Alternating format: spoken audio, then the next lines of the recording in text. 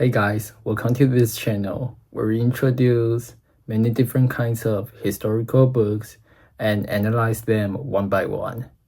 So the book we're going to talk about today is 1920, The Year That Made the Decade Roll by Eric Burns, who made a lot of arguments on the year 1920.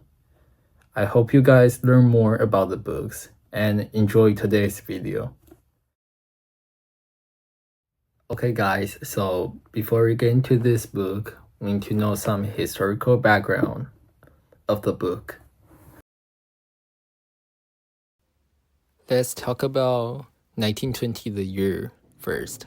So just a few years ago, the well-known war that caused a disaster across continents just ended, which caused a large amount of loss in population and economy. And this war is World War I.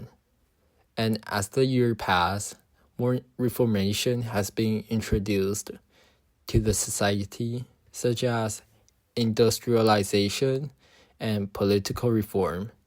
This information all led us to an idea that 1920 might be a big year around the world and especially in America. Let's get back to the book. Eric Burns argues that 1920 wasn't just a year of recovery after the war. It was the year that sets the stage for the Roaring Twenties. Instead of just listening events, Burns looks at how social, political, and cultural changes all came together that year. Think about it. Women finally got the right to vote with the publish of 19th Amendment. Prohibition began with the Volstead Act. Radio started becoming really popular, and jazz music became a huge hit. All of these changes happened in the same year. Burns takes a deep dive into these events, explaining how they unfolded, how they impacted society, and how they helped lead to the crazy energy of the 1920s. He even breaks the year down month by month to show how everything was connected. Now, let's focus on Burns' main argument that 1920 was the key year that sparked the Roaring Twenties. To figure out if his argument is strong enough, we need to look at the evidence he provides and how well he explains it to the readers. Burns supports his points with a lot of original sources like newspaper articles, old records, personal letters, and photos.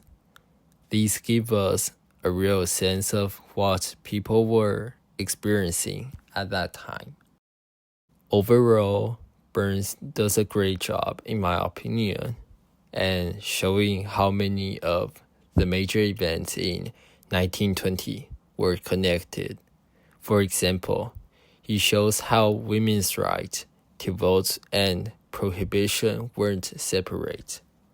They affected each other. And by using primary sources, Burns has a lot of credibility to his arguments by giving us a first-hand look at history. However, one possible downside or weakness is that Burns might focus too much on 1920 and not look at the bigger picture. Yes, I know 1920 was an important year, but some people might say the economic boom later in the decade was just as key. Some parts could also have been explained more and with more details. For example, he mentions how prohibition led to organized crime, but doesn't explore the broader economic effects as much as he could have. Even with these small issues, Burns does a great job, in my opinion, of researching and telling a story that shows why 1920 was so important. He pulls everything together, making a solid case that this year was a turning point in shaping the American we know today. Thanks for you guys watching, and I hope you see you next time. Goodbye.